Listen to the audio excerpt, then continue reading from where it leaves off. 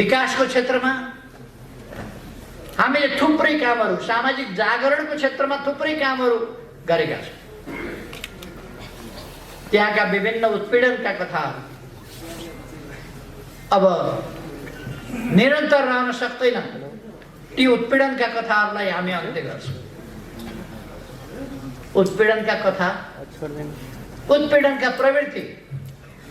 Communist पार्टीमा पनि नेता भयो भने अर्कोलाई उठ्नै नदिने, थिचेको थिचै गर्ने, थिचेको थिचै गर्ने। मैले चाहेर पनि सुदूरपश्चिमबाट अहिले 4 जना मन्त्री यही बसिरहनु भएको छ।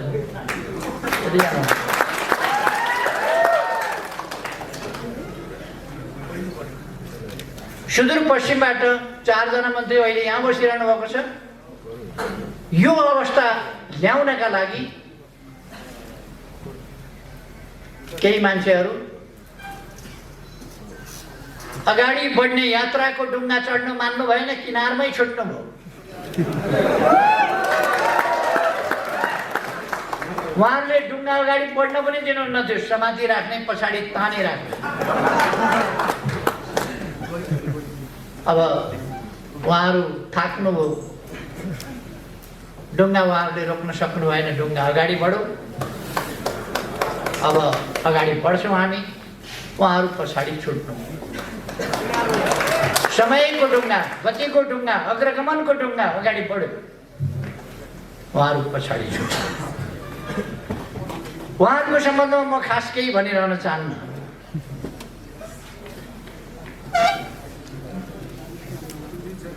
उहाँहरूका जुलुसमा हिजो उहाँहरूले के नारा लाउनुभयो, कस्ता नारा लाउनुभयो, महिलाहरूप्रतिको उहाँहरूको दृष्टिकोण के रहेछ, गणतन्त्रप्रतिको दृष्टिकोण के रहेछ, गणतान्त्रिक प्रणालीको सर्वोच्च संस्थाप्रतिको उहाँहरूको मान सम्मान के रहेछ, त्यो कुरा उहाँहरूले सडकभरि छताछुल्ल छरेर जानुभयो। कतै लुक्या छैन, मैले दोहोऱ्याइरहनु पर्दैन, भनिरहनु पर्दैन। जसको ध्यान आफूमा मात्रै छ, आफ्नो पदमा छ। बोलेको भाषण के थियो? मलाई मान गरेनन्, अपमान गरे।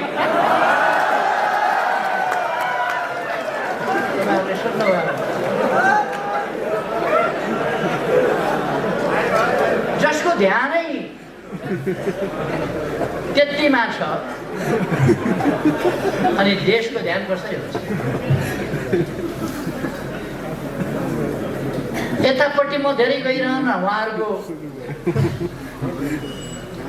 धेरै टिप्पणी पनि गरिरहनु। म खालि 2-4 वटा तथ्य यहाँहरूलाई भन्न चाहन्छु। म आज तपाईँहरूको अगाडि जो उभिएको छु, नेपालमा लोकतान्त्रिक, वामपन्थी र प्रजातान्त्रिक भनिएका दुईटै शक्तिहरू 17 सालपछिको निरङ्कुश दमनले क्षतविक्षत भएको अवस्था थियो। काङ्ग्रेसहरू केही जेलमा थिए, केही प्रवासमा थिए, निर्वासनमा थिए, बाहिर। आन्दोलन गर्न सक्ने हालतमा काङ्ग्रेस थिएन। कम्युनिस्टहरू कि जेलमा थिए, कि निर्वासनमा थिए, कि टुक्रा टुक्रा भएर बसेका थिए, छिन्न भिन्न भएर। यत्रो पार्टी त्यस बेला कसैको भए त 17 सालमै राजा उल्टिन्थ्यो नि। 17 सालमै फ्याँकिन्थ्यो। लोकतन्त्रलाई फाल्ने राजा, जनतन्त्रलाई फाल्ने राजतन्त्र त्यति बेरै फालिन्थ्यो। तर जनतालाई सचेत बनाइएको थिएन, सङ्गठित बनाइएको थिएन। आफ्ना आफ्ना पछि कुदेपछि केही पनि हुँदैन। त्यस्तो अवस्थामा टुक्रा टुक्रा शक्तिहरू, जनताको शक्तिलाई टुक्रा टुक्रा पारेको अवस्थामा 50 वर्ष अघि हामीले एउटा नयाँ आन्दोलन, नयाँ अभियान सुरु गर्यौँ। सही विचारका साथ अगाडि बढ्नुपर्छ। त्यसकारण पहिले आन्दोलनका निम्ति सही विचार टुङ्गो लगाउनुपर्छ। हामीले लोकतान्त्रिक गणतन्त्रको विचार टुङ्गो लगायो। त्यसलाई प्राप्त गर्नका लागि त्यस विचारमा केन्द्रित परिवर्तनकारी समतामूलक समाज निर्माण गर्ने विचार, त्यसमा केन्द्रित भएको सुदृढ संगठन, व्यापक संगठन आवश्यक छ। त्यसकारण हामीले व्यापक संगठन र सुदृढ संगठन निर्माण गर्ने अभियान सुरु गर्यौं। अलिक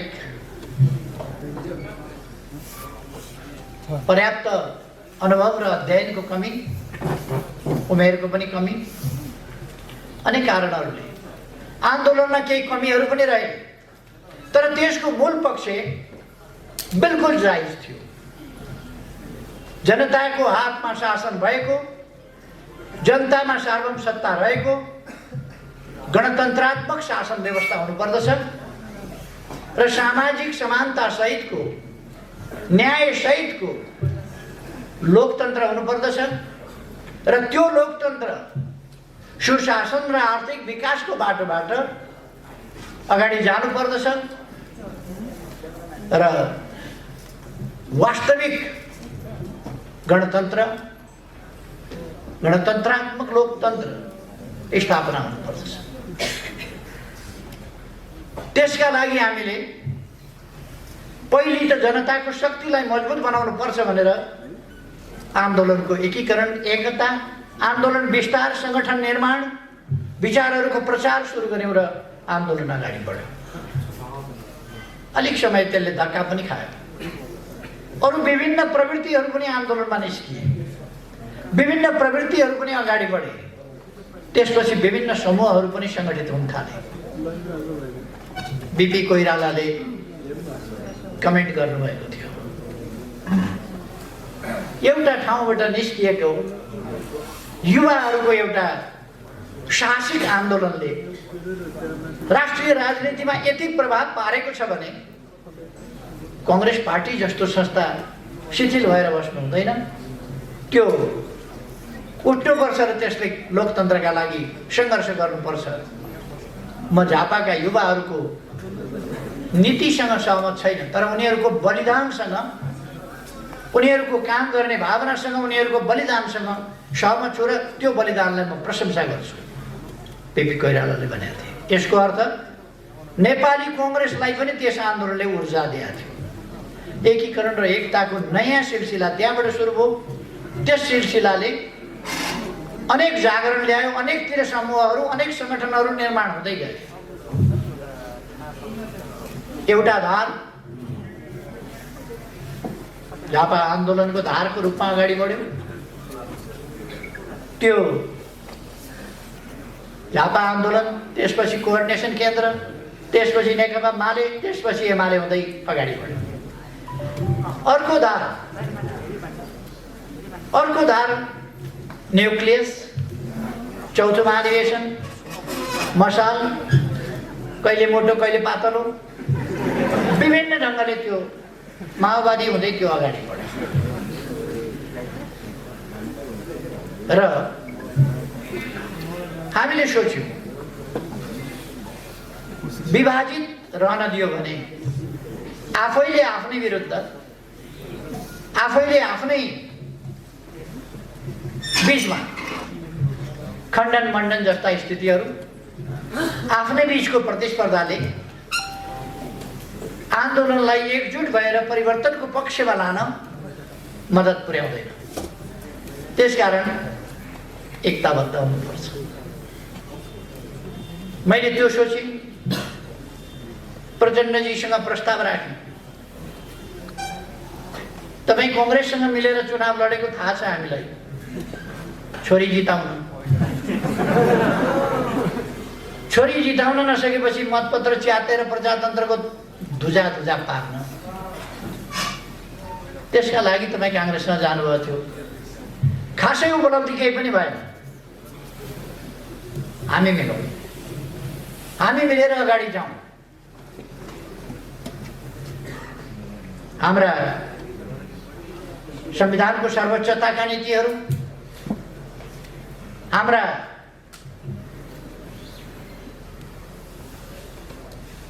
शान्तिपूर्ण सङ्घर्षको कार्यदिशा, यी कुराहरूमा अब सहमत भइसकेपछि अलग्गै अलग्गै बसेर अलग्गै अलग्गै जानुपर्ने अवस्था छैन। यो लोकतान्त्रिक प्रणाली मानिसकेपछि, यो संविधान बनाइसकेपछि, यस संविधान अनुसार अगाडि बढ्ने भइसकेपछि फरक फरक बसिरहनुको आवश्यकता छैन। मिलौँ, चुनावमा मिलेर लडौँ भन्ने कुरा उहाँलाई असाध्य राम्रो लाग्यो। सुनौ लाग्यो। अझ मैले भन्ने, भोलि मिल्नै भएपछि 40% दिनुहोस्। उहाँलाई साह्रै सुन्दर कुरा लाग्यो, साह्रै राम्रो कुरा लाग्यो। हामीले एकताबद्ध भएर चुनाव लड्यौँ। तपाईहरुलाई थाहा छ, बहादुर भवन भनेको त्यहाँ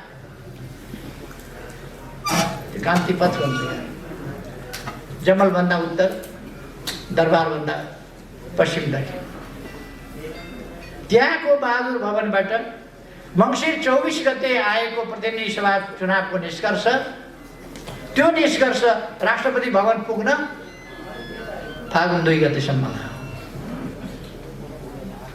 पैदल हिँडेर जाँदा 10 मिनेटको बाटो,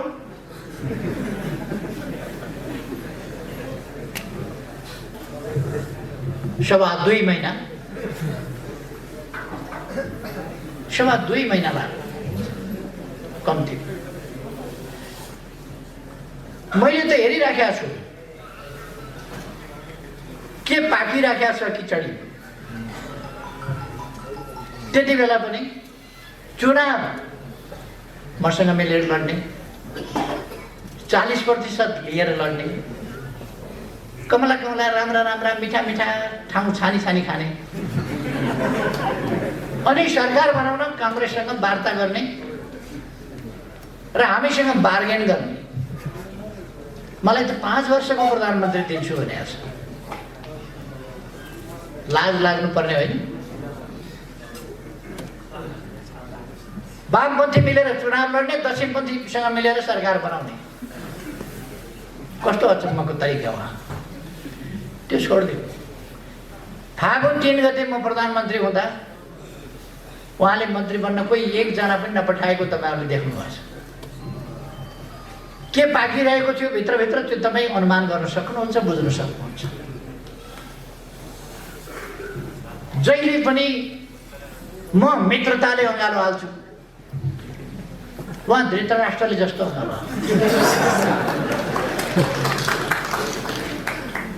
अँगालो त अँगालै मारे हो। धृतराष्ट्रले पनि अँगालै मारे।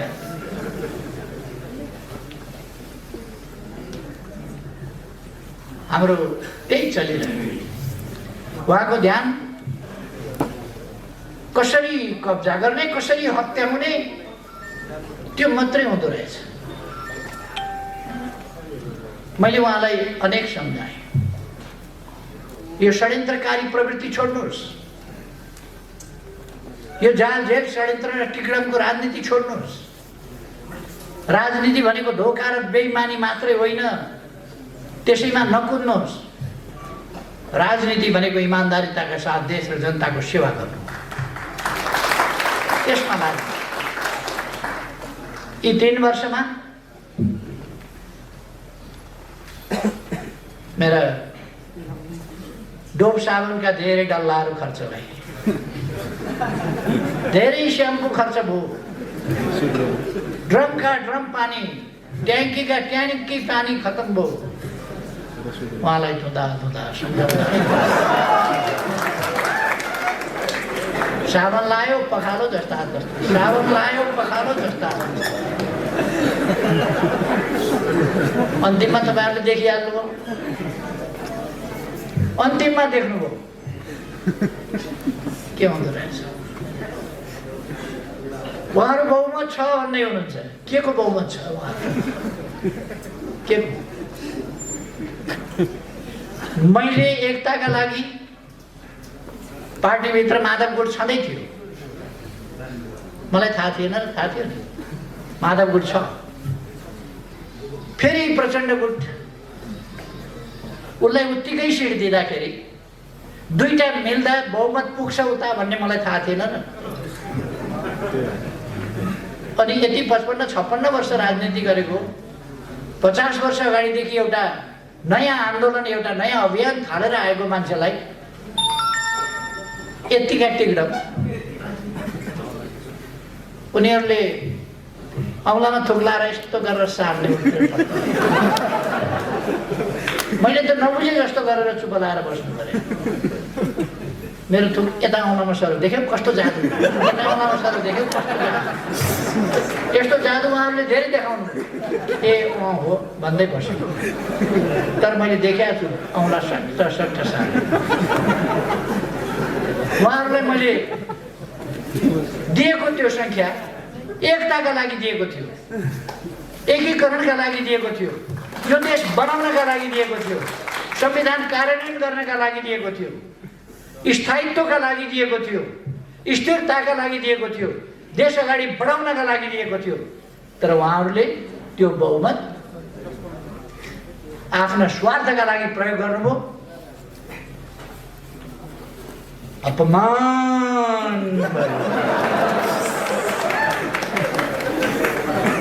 मान पाइन मैले, त्यसैका लागि प्रयोग।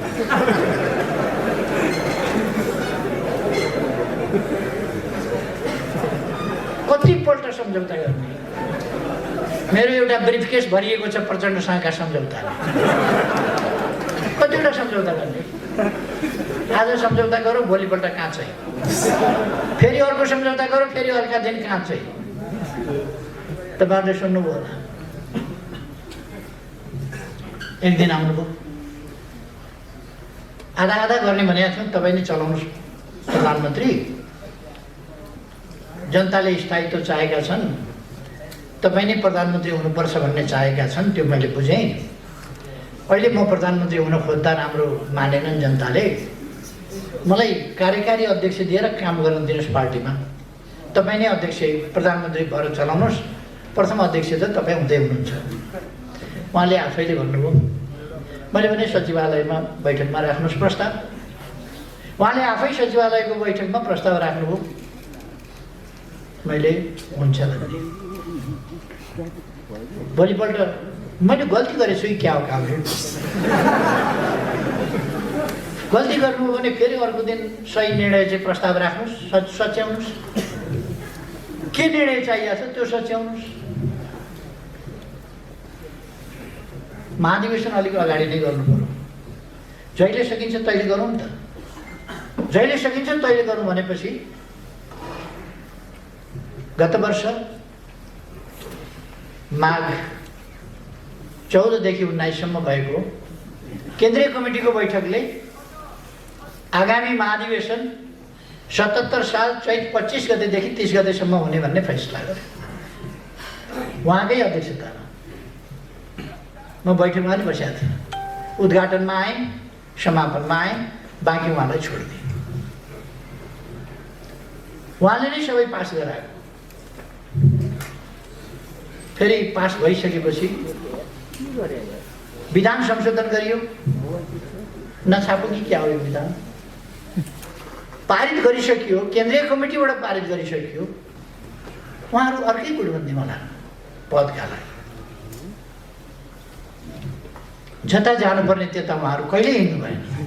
3 महिनाभित्र टुङ्ग्याउने एकीकरण भनेको 2.5 वर्षमा टुङ्गिएन, त्यता विचारै गर्नु। सरकार असफल भयो कराएको कराई गर्नुहुन्छ। संवैधानिक आयोगहरूमा मान्छे नियुक्ति गर्न बैठकै बस्न मान्नुहुन्न, बैठकै बस्न मान्नुहुन्न। अन्तिममा मैले आजै भएर अध्यादेश निकालेँ, अब मान्छु, अब खुरुखुरु सहमति साथ गर्ने भन्नुभयो, फिर्ता लिइदिनुहोस्, मान्ने अब सहमति साथ। फिर्ता लिएका भोलिपल्टबाट फेरि छैन। यसपल्ट फेरि मैले अध्यादेश जारी गर्नै पर्ने भयो। गरेपछि उहाँले कपटपूर्ण ढङ्गले भन्नुभयो, यो अध्यादेश फिर्ता लिइदिनुहोस्।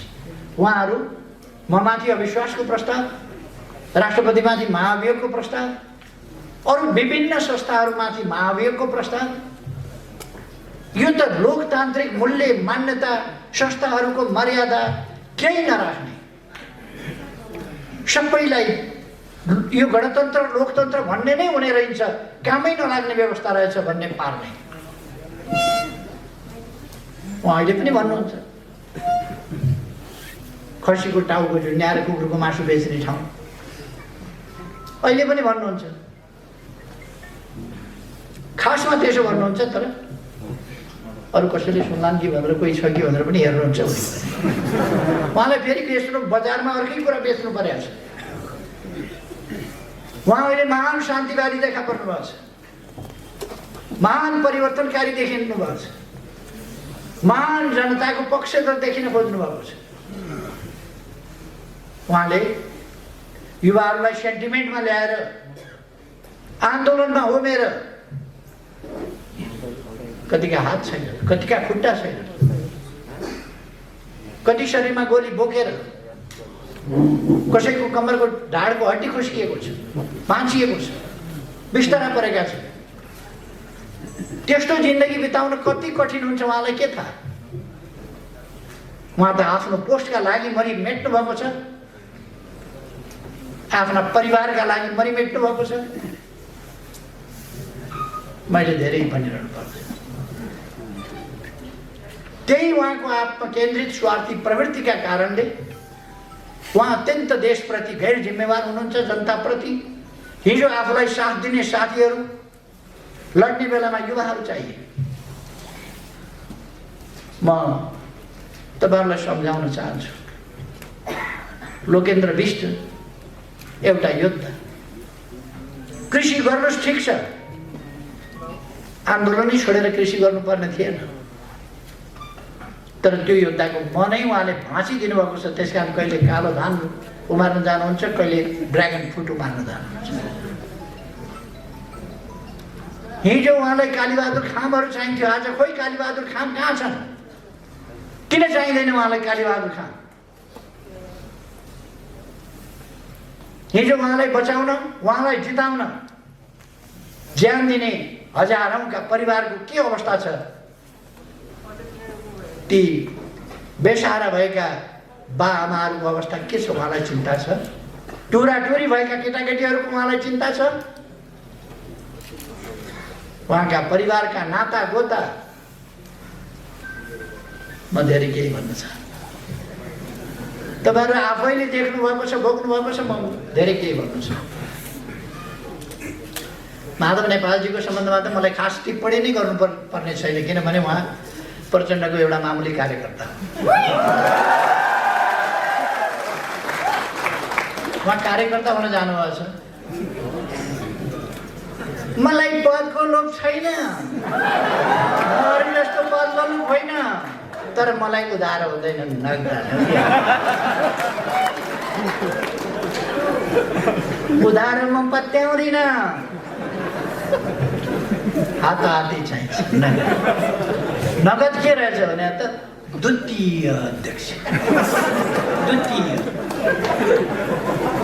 एउटा खास परिस्थितिमा हामीले दुईटा अध्यक्ष बनाएका थियौँ, एमालेको अध्यक्ष, माओवादीको अध्यक्ष, दुईटा मिलाएर अध्यक्ष बनाएका थियौँ।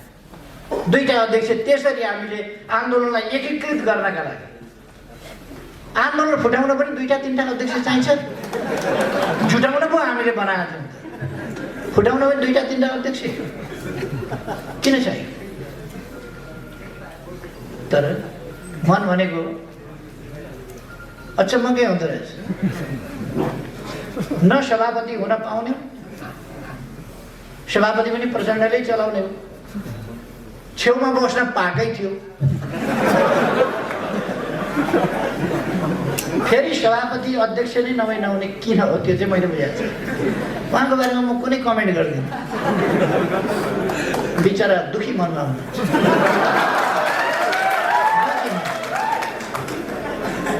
उहाँको मैले खास कमेन्ट गर्नु छ।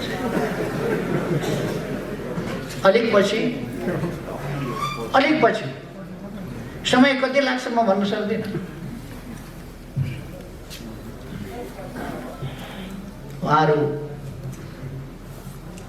हुन त उहाँहरूले वैशाखबाट ओली सिद्धियो भन्नुभएको छ। उहाँहरूको भविष्यवाणी कस्तो नमिल्ने खालको गर्नुहुन्छ भने पोहोरमा बिमारी परे अब मरिहाल्छ भने त्यो पनि मिलेन। पोहोर परारे म बिमारी परेँ, ब्याङ्कक गएँ उपचार गराउनु, काठको बाकसमा फर्किन्छ भने म त प्लेनको सिटमै बसेर धेरै शुभकामना साथ